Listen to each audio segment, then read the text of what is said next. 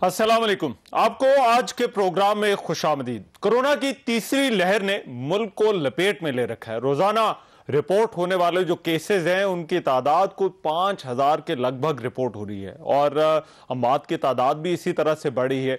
पाकिस्तानियों के बरतानिया में दाखिले पर 9 अप्रैल से पाबंदी भी होगी। कोरोना की ये जो लहर है वो पहली 2 लहरों की निस्बत इसको ज्यादा खतरनाक जो है वो समझा जा रहा है और उसकी वजह यह है कि ये तेजी के साथ फैलती है और बाज केसेस में मरीजों के लिए ये ज्यादा खतरनाक साबित हो रही है। लोगों को बच्चों के हवाले से भी तशवीश है। रिपोर्ट शुदा जो केसेस है उनमें बच्चों की बड़ी तादाद भी शामिल है। अब कोरोना की जो रोकथाम है उसके लिए हुकूमत ने भी नए इक़दाम का ऐलान किया। मुख्तलिफ शहरों में जो लॉकडाउन हैं और पाबंदियां हैं उनको बढ़ाया जा रहा है। एनसीओसी को तशवीश है कि जो तरीकाकार है, जो हिफाजती तदाबीर है, उन पर अमल नहीं किया जा रहा। साथ ही साथ मुल्क में कोरोना की जो वैक्सीनेशन है उसका अमल भी जो है वो जारी है। 60 साल से ज्यादा उम्र के अफराद के बाद अब 50 साल से ज्यादा उम्र की जो अफराद है उनकी बारी है वैक्सीन के हवाले से। आज के प्रोग्राम में इस कोरोना की तीसरी लहर के हवाले से जो है वो मुझे बात करनी है कि ये जो केसेस की तादाद है ये क्यों बढ़ रही है। बच्चों में जो कोरोना के केसेस रिपोर्ट हो रहे हैं, क्या ये कोई गैर मामूली इजाफा है? इस तीसरी लहर में क्या एहतियाती तदाबीर जो है वो इख्तियार करने की ज़रूरत है? जो मुख्तलिफ स्ट्रेन्स की बात हो रही है और फिर वैक्सीन के हवाले से अगर कोई लोगों के शकूक हैं तो उनका जवाब जो है वो क्या है? क्योंकि अगर कोरोना से बचना है तो कोरोना को ना और वैक्सीन को हाँ करना होगी। इस पर ही आज के प्रोग्राम में जो बात होगी, इन सवालों के जवाब जो है वो उनके लिए डॉक्टर्स का पैनल जो है इस प्रोग्राम में हमारे साथ मौजूद होगा, उनकी तरफ भी जाएंगे। लेकिन पहले सूरत हाल जरा मालूम कर लेते हैं कि हुकूमत इस सिलसिले में जो है वो क्या कर रही है। और डॉक्टर फैसल सुल्तान साहब जो कि मुआविन खुसूसी बराए सेहत हैं, वो इस वक्त जो है वो हमारे साथ लाइन पर मौजूद हैं। डॉक्टर साहब बहुत शुक्रिया सर आपके वक्त का। डॉक्टर साहब, ये जो तीसरी लहर के हवाले से जो तहफ़्फ़ुज़ात हैं, आप क्योंकि एनसीओसी में बैठते हैं, रोजाना की बुनियाद पर उस डाटा को देखते हैं, अंदाजा लगा लेते हैं कि केसेस जो है वो अब किस तरफ जो है वो जा रहे हैं, तो ये जरा बताइएगा कि क्या हम इसकी पीक पर जो है वो पहुंच चुके हैं तीसरी लहर की, या अभी उस जाने बढ़ रहे हैं और सूरत हाल जो है वो और ज्यादा जो है वो खराब हो सकती है? शुक्रिया जी।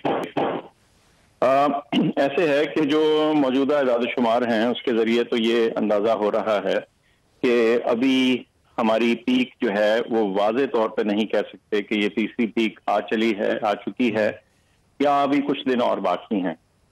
पिछले इस एक हफ्ते में बहुत मामूली सा, बस मैं कह सकता हूँ बहुत ही हल्का सा कुछ ठहराव नजर आना शुरू हुआ है, लेकिन नंबर इतने ज्यादा हैं और पिछला जो 1-2 हफ्ते में इतनी तेजी थी कि इसके बारे में इस वक्त कुछ भी वाज़ेह कहना नामुमकिन है। अगले 1-2 हफ्ते में ये क्लियर हो जाएगा कि ये पीक कब आती है और कहाँ जाके रुकती है, लेकिन ये इंतहाई खतरनाक सूरत हाल। अच्छा, आपने कहा सूरत हाल तो खराब है, लेकिन हमने देखा बरतानिया ने पाबंदी लगा दी। जो पाकिस्तान से लोग बरतानिया सफ़र करना चाहते हैं, क्या हालात इतने ही ख़राब है पाकिस्तान के अंदर के पाकिस्तान से बाहर जाते वक्त या जो मुसाफिर है उन्हें जो है वो नहीं जाना चाहिए या नहीं जाने देना चाहिए? नहीं, मैं समझता हूँ कि दीगर बहुत से ममालिक हमारे इर्द गिर्द भी ऐसे हैं जिनके आदाद-ओ-शुमार तेजी से ऊपर जा रहे हैं और जाते रहे हैं, और किसी भी सूरत हमारी सूरत हाल निस्बतन अपने इलाके के या बाकी बहुत से मुल्कों के इतनी फर्क नहीं। लेकिन बहरहाल ये हर मुल्क को हक हासिल होता है कि वो अपना अंदाजा करता है, अपने आदाद-ओ-शुमार देखता है, दूसरे मुल्क के देखता है, और कुछ दीगर क्वालिटेटिव असेसमेंट्स होती हैं जिसकी बेसिस पे फिर वो फैसला करते हैं कि उन्होंने क्या रिस्ट्रिक्शंस लगानी है। याद रहे कि हमने भी, पाकिस्तान ने भी यूके के ऊपर कुछ सीवियर रिस्ट्रिक्शंस लगाई थी 3 हफ्ते के लिए, जब तकरीबन तमाम ट्रैवल जो था मासवाए चंद रिस्ट्रिक्टेड कैटेगरीज के वो बंद था। अच्छा। फिर उसको बतदरीज हमने थोड़ा रिलीज किया, और जैसे ये B117 स्ट्रेन जो है ये अमूमी तौर पे फैल गया, बहुत से मुल्कों में हो गया, हमारे मुल्क में भी है, तो फिर हमने यूके को वापस कैटेगरी B में डाल दिया। ये ऊंच नीच चलती रहेगी, लेकिन मैं नहीं समझता कि खुदा ना खास्ता पाकिस्तान के कोई ऐसे हालात हैं कि उस तरह की रिस्ट्रिक्शंस लगाई जाएं। लेकिन मैं ये भी समझता हूं कि ये हर मुल्क का अपना हक है और ये हक हमारे पास भी है और ये हम इस हक का इस्तेमाल भी करते हैं। और आजकल हमारा फोकस जो है वो ऐसे ममालिक पे है जहां कदरे ज्यादा खतरनाक जो वेरिएंट्स हैं, जो जनूबी अफ्रीका और जनूबी अमेरिका में पाए जा रहे हैं। तो हमने कुछ ज्यादा रिस्ट्रिक्शंस उन ममालिक की तरफ की हैं क्योंकि हम समझते हैं कि वहां से बचाव जरूरी है। लेकिन ये मैं बता दूं कि जो आइंदा आने वाले दिन और हफ्ते हैं, इसमें अगर हमने वो थोड़ी एहतियाती तदाबीर बेहतर रखी, जिस तरह की कुछ थोड़ी सी बेहतरी आनी शुरू हुई है और रिस्ट्रिक्शंस में कुछ हमें कुछ किरण नजर आती है बेहतरी की, तो मैं समझता हूं कि ये हमारी जो वबा का वेव है मौजूदा, ये भी नीचे आना शुरू हो जाएगा। अच्छा, और डॉक्टर साहब, ये पहली जो लहर है और दूसरी लहर से आप इस तीसरी लहर का मवाजना किस तरह से करते हैं, और ये भी जरा बताइएगा कि क्या हुकूमत की हिकमत अमली वही है जो पहली लहर और दूसरी लहर पर काबू पाने के लिए थी, या फिर ये, क्योंकि आपने मुख्तलिफ स्ट्रेन्स की भी बात की, तो इस मरतबा कुछ मुख्तलिफ हिकमत अमली भी है? देखिए, जो पहला वेव था, ये दूसरा था, उसमें अमूमी तौर पे जिसको वाइल्ड टाइप बोलते हैं, जो नॉर्मल ओरिजिनल वेरिएंट था, या वेरिएंट नहीं, ओरिजिनल किस्म जो थी वायरस की, वो प्रेडोमिनेंट थी। अच्छा, इस वेव के अंदर हमें लगता है कि ये नए वेरिएंट का भी ये कार फरमा है, इसके अंदर इसका बड़ा गहरा या डायरेक्ट दखल हासिल है। इसमें जहां तक हमारी उसकी क्लिनिकल केयर का ताल्लुक है, उसमें तो हमें कोई ऐसा मेजर चेंज नहीं दिखता। हम समझते हैं कि तकरीबन मोर और लेस उसी तरह से है। अगर आप ग्लोबली देखें तो इस वेरिएंट का फैलाव जरा तेजी से होता है, तकरीबन 50 से 70% के दरमियान लोगों का एस्टिमेट है कि ये पहले वेरिएंट की निस्बत जरा तेजी से फैलता है। और जो इसकी अमवात हैं वो भी स्टेटिस्टिक्स बताती हैं कि थोड़ी सी ज्यादा है। अगर 0.25 की शराब 0.44 के करीब है, तो थोड़ा बहुत फर्क जरूर है, लेकिन हमने कोई ऐसा मेजर चेंज अपने सिस्टम में नहीं देखा। ये थोड़ा सा फर्क शायद हमारे यहाँ भी नजर आ रहा है। कुछ पीछे बहुत गुफ्तगू होती रही कि जी बच्चों में और यंग लोगों में। हमने एनालिसिस किया एनसीओसी में तीनों वेव्स का, और जो शरह है, जो प्रोपोर्शन है, तनासुब जो है जिसमें यंग लोग इसमें अफेक्ट हुए हैं, वो तीनों वेव्स में पाकिस्तान में बराबर बराबर का है। तो आप ये कह रहे हैं कि ये जो बच्चों के केसेस जो रिपोर्ट हो रहे हैं, उनमें कोई गैर मामूली इजाफा आप नहीं देख रहे? नहीं, बच्चों के हिसाब से जो इसमें तनासुब है बच्चों का बनिस्बत बड़ों के, वो बिल्कुल वैसा ही है जैसे पहली दो वेव्स में था। अच्छा, और आपने डॉक्टर साहब वेरिएंट्स का जिक्र किया, प्रीडोमिनेंटली ये जो फैलाव हो रहा है तीसरी लहर, क्या इसमें बरतानवी वेरिएंट ही जो है वो उसी की वजह से है, या फिर कोई और वेरिएंट भी हैं जो अभी रिपोर्ट हो रहे हैं पाकिस्तान के अंदर, जो कोरोना के जो केसेस सामने आ रहे हैं?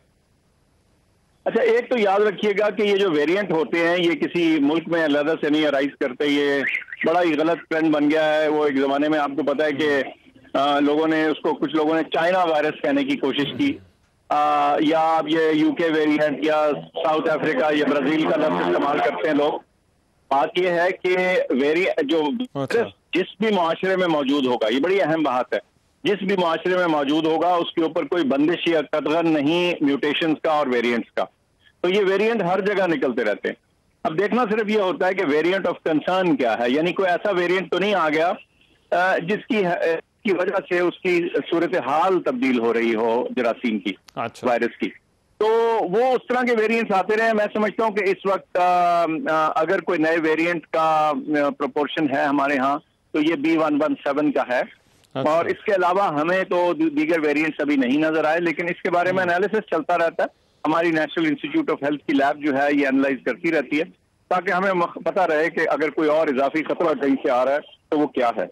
लेकिन चूंकि ग्लोबली हमें पता है कि जनूबी अफ्रीका और जनूबी अमेरिका की जो कॉन्टिनेंट्स हैं, वहाँ ये मौजूद हैं इजाफी वेरिएंट्स ऑफ कंसर्न, तो इसलिए हमने अपनी ट्रैवल रिस्ट्रिक्शन थोड़ी उस तरफ ज्यादा सख्त कर दी।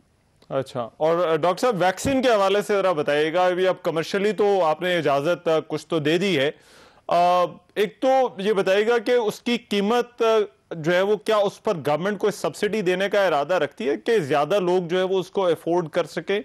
और दूसरा, जो अभी आपने जिनकी इजाजत दी है, क्या और भी हैं पाइपलाइन में कि और वैक्सीन को भी जो है वो यहाँ पर जो है वो प्राइवेटली या कमर्शियल बुनियादों पर जो है वो अवेलेबल कर दिया जाएगा लोगों के लिए अगर वो चाहें?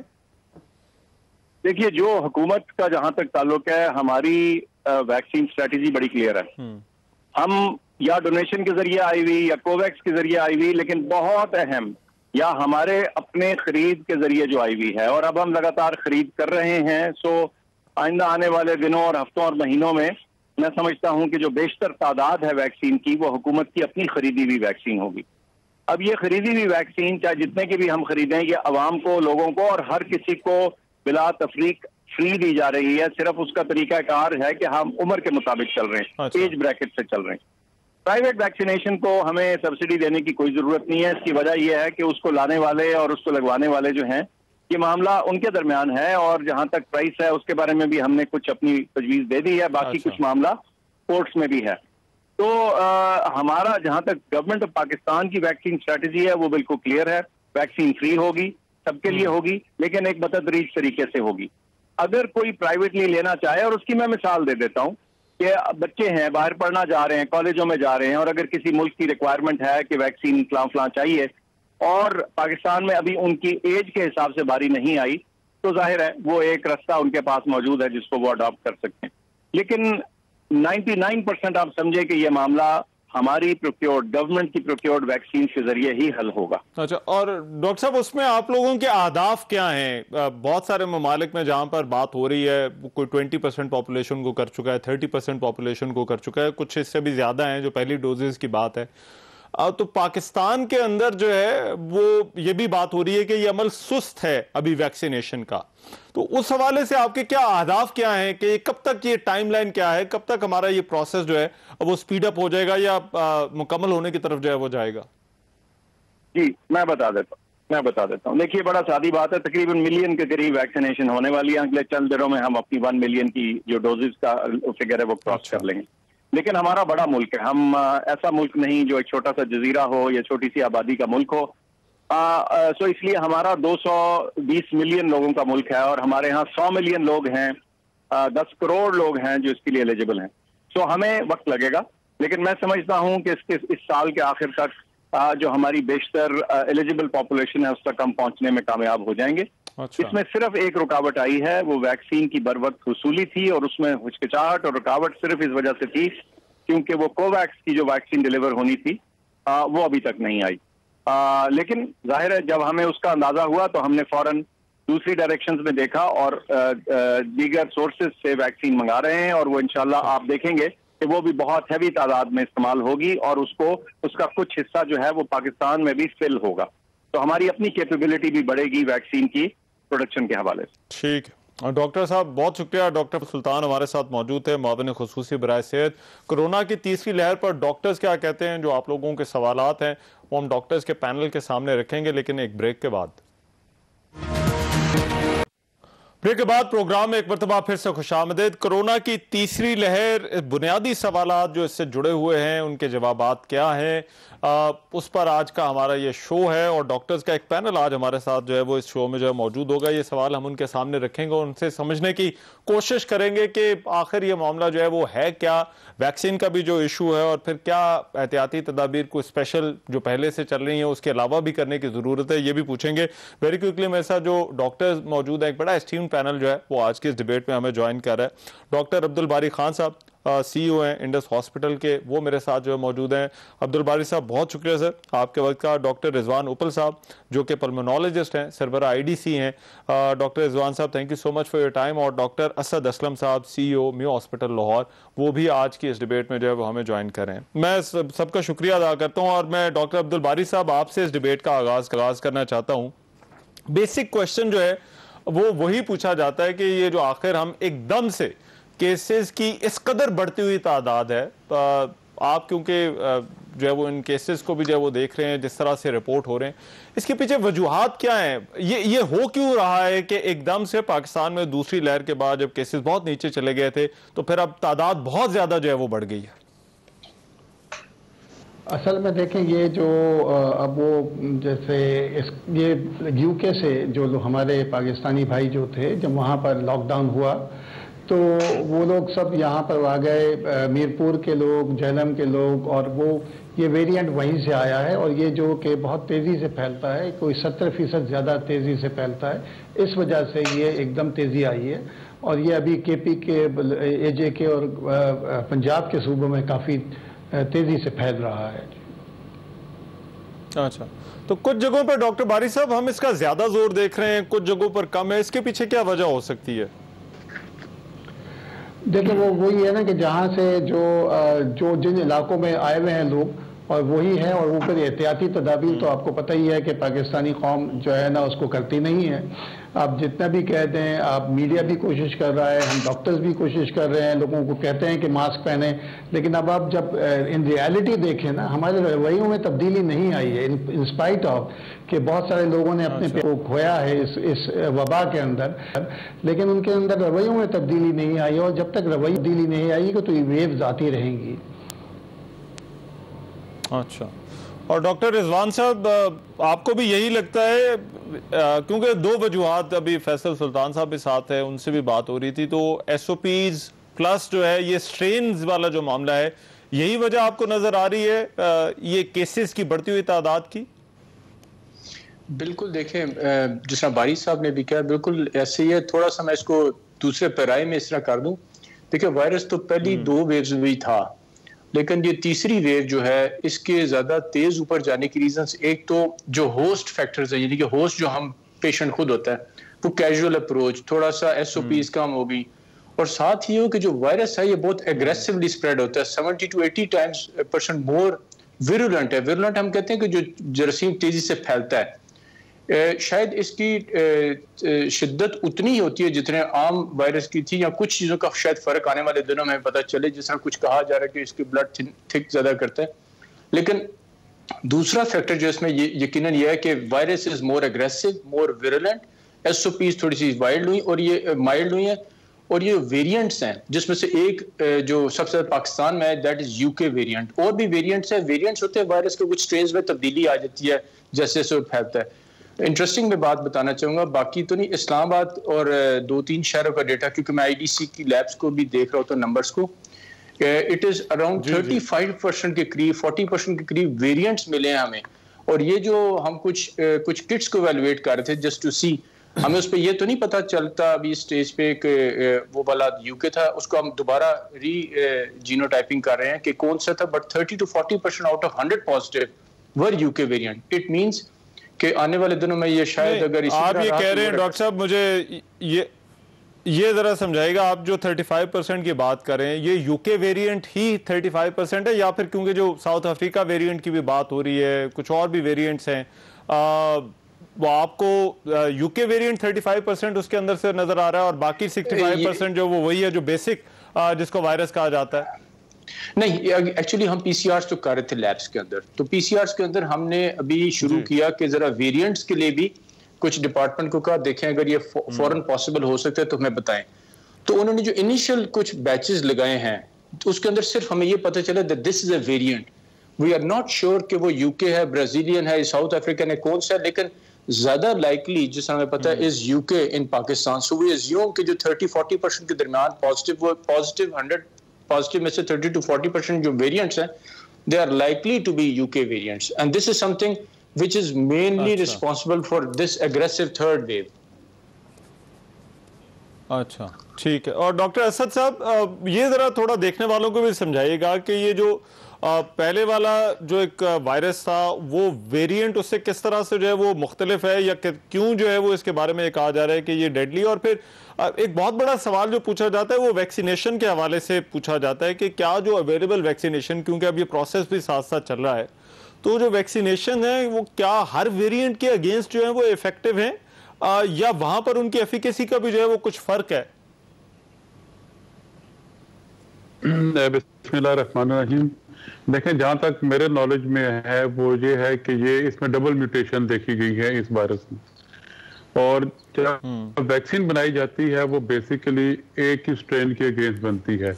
अगर कोई माइनर डिविएशन हो, माइनर सी म्यूटेशन हो, तो ये उस पर इफेक्टिव हो सकती है पहली वाली वैक्सीन। अगर बहुत ही ज्यादा ग्रॉस म्यूटेशन है तो फिर प्रोबेबली एक वैक्सीन दूसरी एक स्ट्रेन के अगेंस्ट बनाई गई वैक्सीन दूसरे पर शायद इफेक्टिव ना हो। ज्यादा इसके मतलब बेहतर डॉक्टर रिजवान साहब बेहतर बता सकते हैं, लेकिन मैं तो जितना मेरा नॉलेज है मैं उसके मुताबिक आपको ये बयान कर रहा हूँ। अच्छा, और डॉक्टर साहब ये जो एकदम से बच्चों के हवाले से बड़ी तशवीश है, मैं ये भी चाहता हूँ ज़रा अगर आप इस पर बात कर सकें कि क्या ये गैर मामूली इजाफा है, ये बहुत सारे केसेस अभी हम खबरें देख रहे हैं, ये रिपोर्ट हो रहे हैं, या फिर ये उसी तरह से इन्फेक्शन रेट उतना ही है जितना जो है वो पहली और सेकेंड वेव के अंदर था? देखें, इस दफा पहली वेव और दूसरी वेव के मुकाबले में बच्चे ज्यादा देखने को मिल रहे हैं। पिछली पहली वेव में हार्डली 4 या 5 पेशेंट एक वक्त में एक हॉस्पिटल में दाखिल होते थे, लेकिन इस वक्त भी लाहौर के चिल्ड्रन हॉस्पिटल में तकरीबन 20-22 के करीब बच्चे दाखिल हैं जो कोविड पॉजिटिव हैं। ये पूरी जब से ये कोविड शुरू हुआ इतनी बड़ी तादाद में एक ही हॉस्पिटल में किसी बच्चे को नहीं देखा गया। अगरचे अलार्मिंग सिचुएशन नहीं है, लेकिन फिर भी अभी ये तादाद सामने आई है तो खुदा न खाता हो सकता है ये बच्चों में भी और तेजी से बढ़ना शुरू कर दे। और इसकी वजूहात डॉक्टर साहब क्या हैं, क्या नजर आती हैं? वाई ये बच्चों के अंदर, क्या ये स्ट्रेन की वजह से है या एसओपीज की वजह से है जो हम देख रहे हैं बढ़ते हुए केसेस? ये स्ट्रेन की ही वजह समझी जा रही है कि ये म्यूटेंट स्ट्रेन है जो बड़ा अग्रेसिव है, इसकी ट्रांसमिशन बहुत रैपिड है और 70 to 80% जैसे डॉक्टर साहब ने फरमाया अभी 70% मोर विरुलेंट है। तो वही एक वजह समझ में आती है कि वाई बच्चों को में ज्यादा अफेक्ट हो रहे हैं इस दफा। अच्छा, ठीक। और डॉक्टर अब्दुल बारी साहब, ये जो बच्चों के केसेस हैं इनको आप किस तरह से देखते हैं, इसकी वजह क्या है? और फिर जाहिर बात है अब क्योंकि एहतियात का तो आपने कहा कि वो तो हम उतना शायद उसका ख्याल नहीं रखते, मगर बच्चों का जब मामला आता है तो उसमें और ज्यादा जो है वो हमारी ऑप्शंस जो है वो लिमिटेड हो जाती हैं। तो क्या करना क्या चाहिए, वजूहात क्या है, और फिर इन केसेस में करना क्या चाहिए? देखिए, मैंने एक फैसल को भी सुन रहा था, फैसल भी देख रहे थे कि जो उनके एनसीओसी लेवल पे जो डेटा एनालाइज हुआ है उसमें नंबर्स इतने ज़्यादा फ़र्क नहीं पड़ा है उनके हिसाब से जो कहते हैं। और अच्छा। लेकिन असद साहब भी कह रहे हैं जैसे कि हॉस्पिटल्स में एडमिशन ज़्यादा है तो डेफिनेटली विजिलेंस की वजह से हुआ होगा और एहतियाती की वजह से हुआ होगा।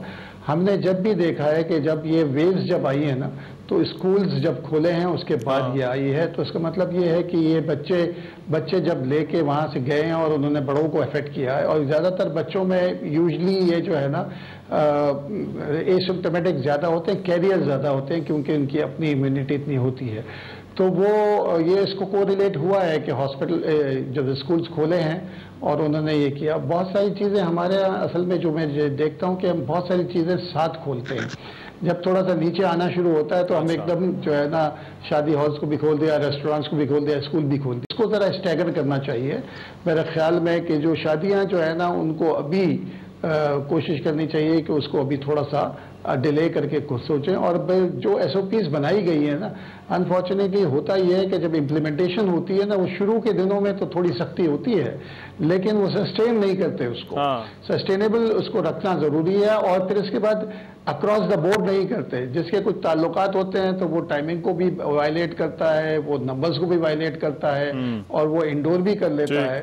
तो इसको it has to be across the board, you have to be ruthless to everyone. कोई भी चाहे कितना भी वो पावरफुल आदमी हो तो अच्छा, मगर ये जो आम आदमी, ये आपको लगता है जो सिम्टम्स वाली बात डॉक्टर असद साहब ने की थी कि क्या पहली और दूसरी वेव में बच्चों में सिम्टम्स नहीं थे और इस मरतबा जो है वो बच्चों के हॉस्पिटल एडमिशंस भी हैं, सिम्टम्स भी हैं, क्या ये गैर मामूली है? आप इसको देख रहे हैं या नहीं? जी डेफिनेटली क्योंकि ये वेरिएंट जो है ना इसमें सिर्फ ये नहीं कि विरुलेंस ज़्यादा है और फैलाव ज़्यादा है, इसमें थोड़ी सी सिवियरिटी भी ज़्यादा है इसमें। अच्छा, ठीक है, राइट सर, मुझे एक ब्रेक लेनी है, मैं ज़रा ब्रेक के बाद वापस। तो हम हमेशा बात करते हैं कि क्या एहतियात करनी चाहिए या इलाज के हवाले से जो है वो क्या होना चाहिए, क्योंकि बहुत ज़्यादा कंसर्न है लोगों का। लोग अब घरों में भी क्वारंटीन होते हैं लेकिन हॉस्पिटल एडमिशंस और अस्पतालों के भी जो हालात है वो भी कोई इतने अच्छे नहीं है। तीनों डॉक्टर से ज़रा एहतियात और इलाज के हवाले से हम पूछेंगे, इस ब्रेक के बाद आ रहे हैं। ब्रेक के बाद प्रोग्राम में एक मरतबा फिर से खुशामदीद। बात हो रही है कोरोना की तीसरी लहर के हवाले से। डॉक्टर रिजवान साहब, इलाज और एहतियात के हवाले से, क्योंकि हम पहले भी बात करते रहे, प्रोग्राम करते रहे, मेरा ख्याल अब तो इस पर इतना ज्यादा जोर दिया जा चुका है कि सबको जो है वो जुबानी याद होना चाहिए कि हमने क्या करना है। लेकिन ये जो वेरिएंट वाली बात है, क्या इलाज और एहतियात में कोई फर्क करने की जरूरत है? पहली और दूसरी जो वेव थी या पहले जो केसेस रिपोर्ट हुए थे उसकी निस्बत अब इस थर्ड वेव के अंदर? जी, एक दो चीजें मैं जरूर इधर ऐड करना चाहूंगा ट्रीटमेंट के हवाले से। एसओपीज, वायलेशंस और वो सारी बातें, क्योंकि इतनी लोगों को हम बता चुके हैं, तो चूंकि प्रोग्राम छोटा, मैं सीधा ट्रीटमेंट पे आऊंगा। ट्रीटमेंट में सजेस्ट तो नहीं कर सकूंगा, लेकिन मेरी कुछ ऑब्जर्वेशंस हैं। एक्चुअली हम डॉक्टर्स सारे इतने ओवर स्ट्रेच हो चुके हुए हैं इलाज करते हुए हर लिहाज से, तो कई जगहों पे ये मैंने ऑब्जर्व किया कि, और मैं डेटा के साथ भी कंपैरिजन भी आपको दूंगा कि कई जगह हम ओवर ट्रीट भी कर रहे हैं। अब ट्रीटमेंट खास तौर पे मैं ये कहूँगा, ये एक वायरल डिजीज है, इसका खतरा है, लेकिन जो भी है इसकी क्रिटिकल डिजीज जो है या मोर्टेलिटी रेट जो है 2% या 3% तक ही जाता है। तो हमने ये जरूर देखना है कि इलाज का जो रिस्क है वो बीमारी के रिस्क से ऊपर ना जाने पाए, क्योंकि इलाज का भी एक रिस्क होता है। और इसमें जो दवाइयां हम देते हैं, खास तौर पे मैंने ऑब्जर्व किया, जो पहली वेव थी, जब फर्स्ट वेव आई, उसका मैंने डेटा निकाला और मैंने दूसरी वेव के डेटा के साथ कंपेयर किया, तो जो नेगेटिव होने की टेंडेंसी थी सेकंड वेव में, अभी थर्ड की मैं बात नहीं कर रहा हूँ, वो आगे चलेगी, क्योंकि सेकंड वेव में स्टीरॉइड्स का इंट्रोडक्शन हो चुका था कि steroids are useful and they are useful definitely, लेकिन ज्यादा स्टीरॉइड कई दफा शुरू कर देने से नेगेटिव होने का अभी वो लेट हो जाता है, और बाकी इलाज के कुछ नुकसान भी। अब जो थर्ड वेव आई है, इसमें मैंने कई दफा देखा है कि ओवर ट्रीटमेंट कई जगहों पे चल रहा होता है।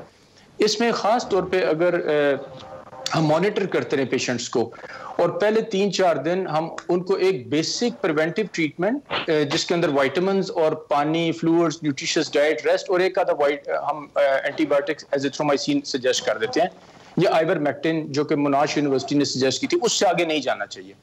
जैसे ही हम देखें कि पैरामीटर्स जो बड़े अब लेट डाउन पैरामीटर्स हैं, जिसमें डी डाइमर है, प्रोकैल्सिटोनिन वगैरह हम देख लेते हैं इन्फेक्शंस के लिए, फेरेटिन देख लेते हैं इन्फ्लेमेशन के लिए, सीआरपी से हमें, और इसके अलावा सीटी हमें गाइड करता है कि स्वेरिटी कितनी है द मोमेंट, और यूजुअली इस 6-7वें दिन के करीब जाके हमें फील हो कि बीमारी ज्यादा एग्रेसिव होने के चांसेस हैं, जो एक अच्छा कोई भी फिजिशियन पिक कर लेता है।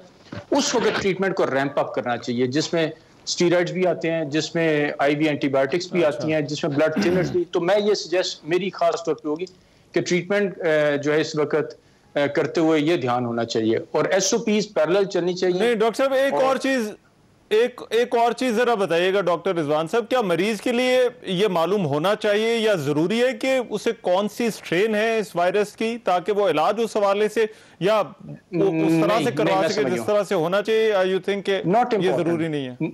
हाँ। नहीं, नॉट इम्पोर्टेंट, सिर्फ स्ट्रेन का ताल्लुक बीमारी के फैलाव से है। अब होता ये इसकी भी परसेंटेज ऑलमोस्ट उतनी है, लेकिन देखिए अगर एक वक्त में 1000 मरीज बीमार हो रहा है, तो अगर 5% बीमारी आनी है तो अस्पताल में 5% पेशेंट जाएंगे, लेकिन अगर विरुलेंट तो एक वक्त में एकदम 10,000 पेशेंट बीमार होगा तो 500 पेशेंट आएगा।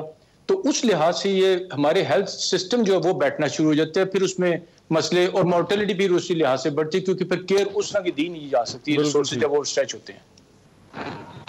ठीक है डॉक्टर असद साहब, ये क्योंकि बहुत सारे लोग अब घरों में क्वारंटीन है, क्या क्वारंटीन के वो जवाबत वही हैं, ट्रीटमेंट जो क्वारंटीन के अंदर आमतौर पर जो है वो बताई जाती रही है पहली और सेकंड वेव में, क्या वही है, या फिर आप कुछ रेकमेंड करेंगे कि कुछ एक्स्ट्रा एहतियाती तदाबीर करने की जरूरत है, या कुछ और मेडिसिन जो है वो डॉक्टर के मशवरे से जो है वो इस्तेमाल करनी चाहिए?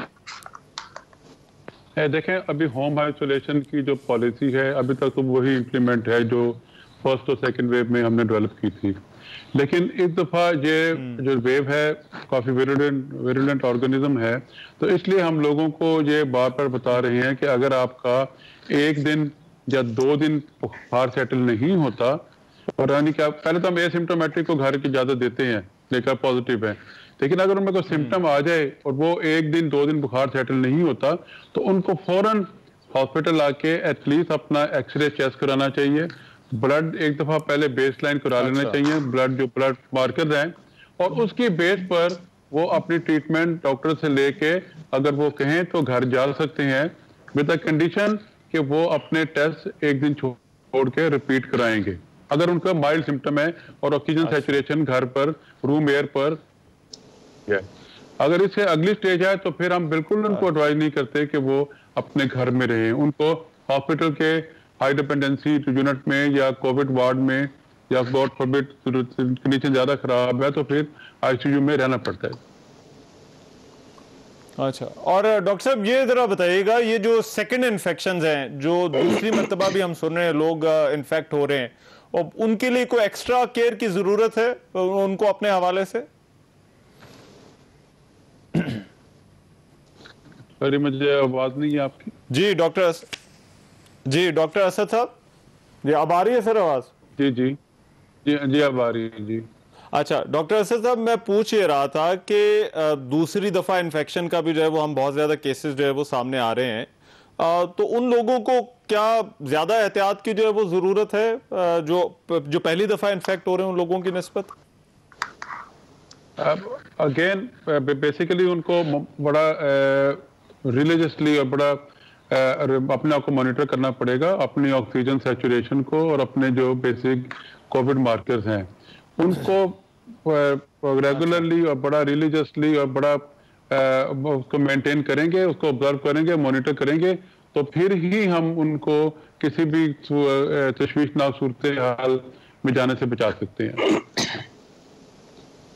अच्छा ठीक है, जरा मैं ब्रेक के बाद कुछ वैक्सीन के हवाले से सवाल आते हैं, वही अपने डॉक्टर्स के पैनल के सामने रखेंगे। एक ब्रेक ले रहा हूं, वापस आ रहा हूं।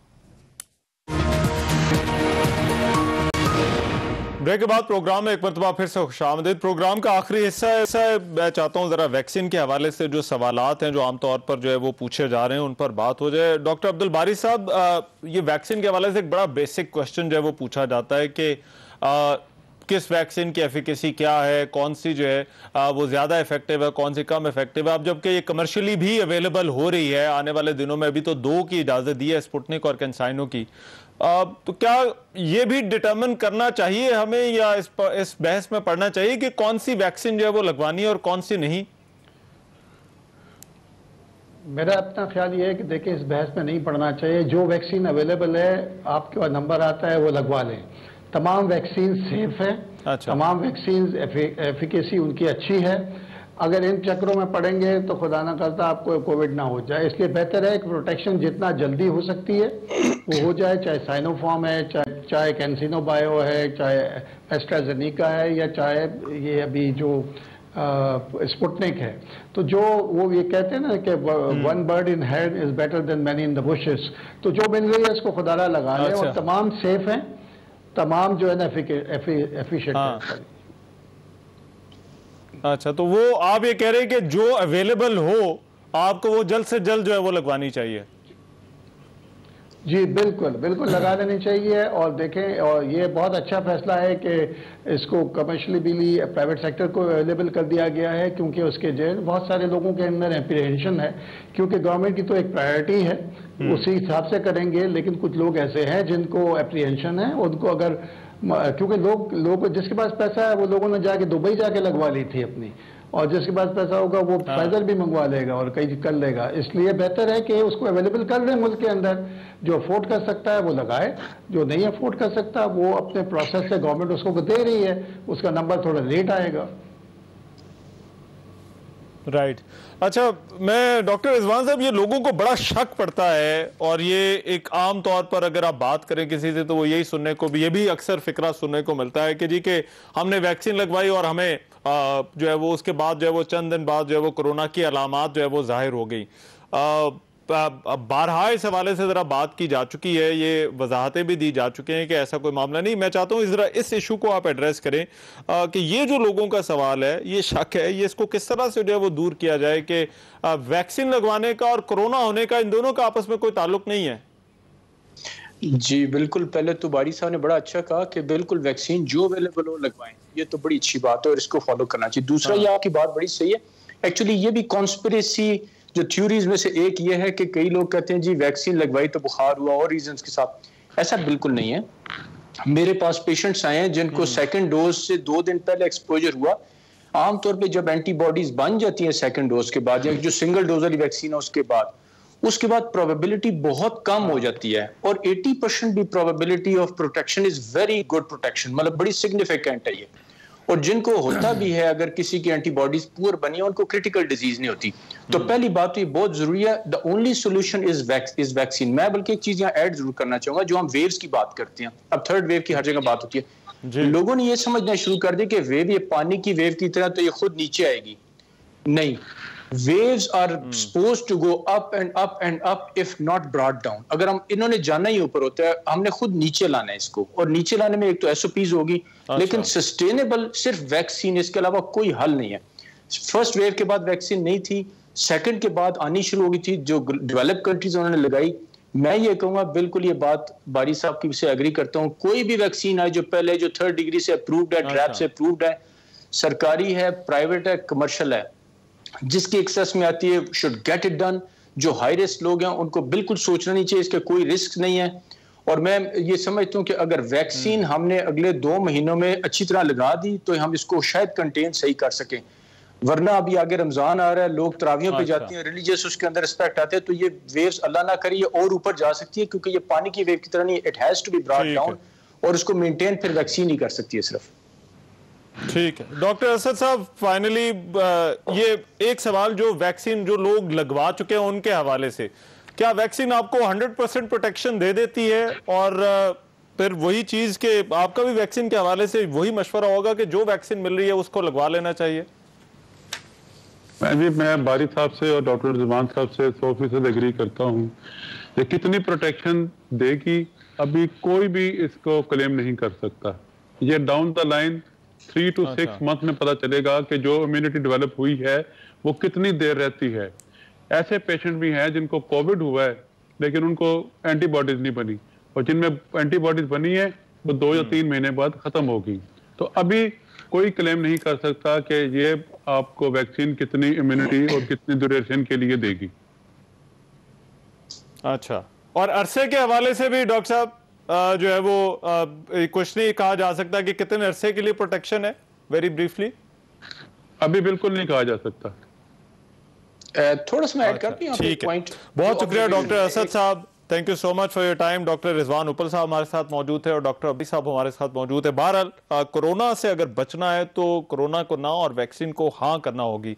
आज के प्रोग्राम से इतना ही। उम्मीद है हमने आपके जो सारे सवालात थे, उनके जो बेसिक सवालात थे, उनके जवाब जो है वो डॉक्टर्स के इस पैनल से पूछने की कोशिश की। मेजबान अमान नज़र को इजाजत दीजिए, अल्लाह ने के बाद।